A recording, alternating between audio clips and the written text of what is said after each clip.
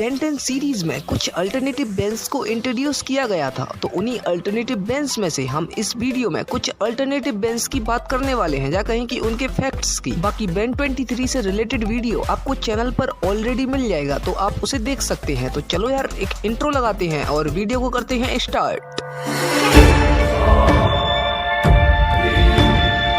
तो स्टार्ट करते हैं। अल्टरनेटिव बेन्स में से एक नेगेटिव पर्सनैलिटी या नेगेटिव बेन ज़ेरो से बेनज़ारो, या कहें कि ज़ॉम्बी बेन। अब जो इसका ग्वेन का वर्जन है वो एक अनपावर्ड साइंटिस्ट है जो कि कॉन्स्टेंटली बेनज़ारो के लिए एक क्योर पर वर्क कर रही है। पता नहीं बेनज़ारो के वर्जन की जो ग्वेन है वो इसमें सक्सेसफुल हो पाएगी या नहीं, और बेनज़ारो अपनी हेल्थ रिस्टोर कर पाएगा या नहीं। बेनज़ारो का नेम एक्चुअली एक पैरोडी है डीसी कॉमिक के विलन बेज़ारो की, जो कि एक इविल सुपरमैन क्लोन है। बेनज़ारो भी अदर बेन्स की तरह ओमनिट्रिक्स पर रिलाय है, और भाई ये अनडेड बीइंग जरूर है, लेकिन इसे एक विलाडट कंट्रोल कर सकता है। ज़ॉम्बी आउटब्रेक के विक्टिम बेनज़ारो को उसी के यूनिवर्स के एज़मत ने क्योर करने का ट्राई किया था, लेकिन वे खुद भी इन्फेक्टेड हो गए। ओमनिट्रिक्स पर हेडबट का यूज करके ट्रांसफॉर्म होने वाले बेनज़ारो हम बात करने वाले हैं ब्लैक आउटफिट पहने हुए एक अल्टरनेटिव टाइमलाइन के नेगेटिव बेन नेगा बेन की।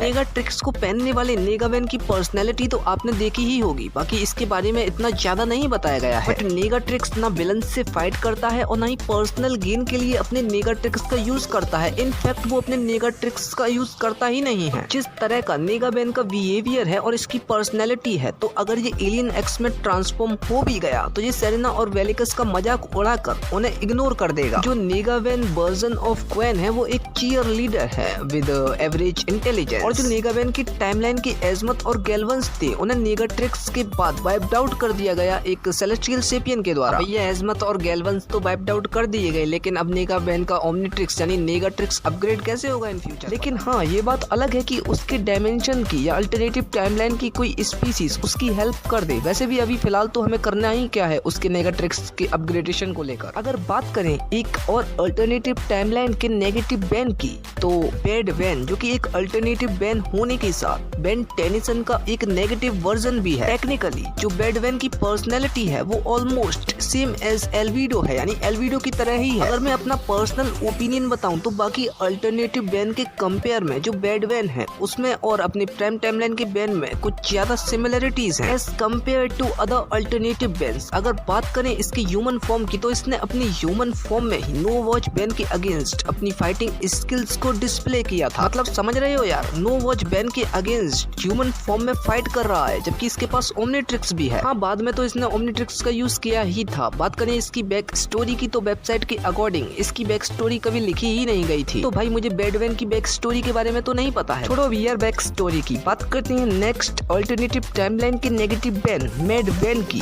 जो कि एक फैंस फॉलोइंग भी रखता है। शायद पावर वॉच को पहनने वाले मैड बेन को कुछ पर्टिकुलर एपिसोड में इंट्रोड्यूस भी किया गया है, इसलिए आपको इसकी पर्सनैलिटी के बारे में भी पता होगा। As compare to Ben 23, mad Ben के पास कुछ फाइन कंट्रोल है अपने पावर वॉच या ओमनिट्रिक्स का। As compare to bad Ben, mad Ben के बारे में थोड़ा ज्यादा बताया गया है, इसमें कोई डाउट नहीं है, क्योंकि ओमनिवर्स सीरीज के पर्टिकुलर एपिसोड्स में मैड बेन को इंट्रोड्यूस किया गया था। मैड बेन एक रूथलेस वॉरलॉर्ड डिक्टेटर की तरह है, जिससे सब डरते हैं और जिसकी सब बात मानते हैं। मैड बेन के डायमेंशन में जो वर्जन ऑफ मैक्स है वो मिसिंग थे, और जो counter part of queen and Kevin है वो भी अननोन है। मैड बेन का जो वेलवुड था वहाँ एक एपोकैलिप्स हुआ था, जिससे आपने देखा ही होगा वहाँ के वेलवुड का हाल। और भाई बिल गेट्स और माल्ट्रुएंट की ट्रेनिंग के बाद मैड बेन की पर्सनैलिटी भी आपने एपिसोड में देखी ही होगी। अब ये तो अननोन है कि एपोकैलिप्स के टाइम मैड बेन के पास उसका पावर वॉच यानी कि ओमनिट्रिक्स था या नहीं, क्योंकि अगर मैड बेन के पास उसका पावर वॉच था तो उसे हेल्प करना चाहिए था वेलवुड का, या वो कर सकता था। अगर नहीं था तो बात अलग है। बात करें अगर रेड बेन की, रुको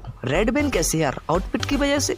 बट ये तो एल्विडो लगता है। वेट, लगता है नहीं, एल्विडो ही है। रेड बेन यानी कि एल्विडो एज़मत का एक फॉर्मर असिस्टेंट था, जिसने ओमनिट्रिक्स को रिक्रिएट करने के अटेम्प्ट किए, और उसी में वो बेन टेनिसन का इम्परफेक्ट क्लोन बन गया। और तभी से एल्विडो अपने गेल्विन फॉर्म में चेंज होने का ट्राई कर रहा था, और उसे बेन 10 से हेट्रेड हो गया। पता नहीं यार इसमें अपने बेन 10 भैया की क्या गलती, सब किया एल्विडो ने, और बेन 10 भैया से हेट्रेड भी करने लगा। एल्विडो फीडबैक में ट्रांसफॉर्म नहीं हो सकता है, और एक अल्टरनेटिव टाइमलाइन में तो एल्विडो एक नेगेटिव एलियन एक्स में ट्रांसफॉर्म हो गया था। उस ट्रांसफॉर्मेशन के बेलिकस और सेरेना का नेम था एनिकस और कोर्सिका या कर्सिका। एल्विडो एक अल्टर्ड ह्यूमन के साथ एक गैल्वन भी था, तो उसके पास काफी अच्छी इंटेलिजेंसी है एज कम्पेयर टू अदर बेंस जो कि अभी तक इंट्रोड्यूस किए गए हैं। और इंटेलिजेंट हो भी क्यों ना यार, क्योंकि ये गैल्वन है या कहीं गैल्विन था। तो अब बात करते हैं पावरफुल विलन्स में से एक इयोन की। Inter dimensional timeline traveller Eoin. आपको क्या लगा इयोन एक बेन नहीं है? Actually Eoin